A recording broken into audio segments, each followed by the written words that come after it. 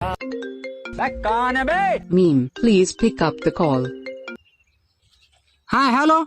अच्छा एक बात बताओ, प्यार और पैसे में से तुम क्या चुनोगे? मैं का नहीं मैं पैसा कुछ चुनेगा।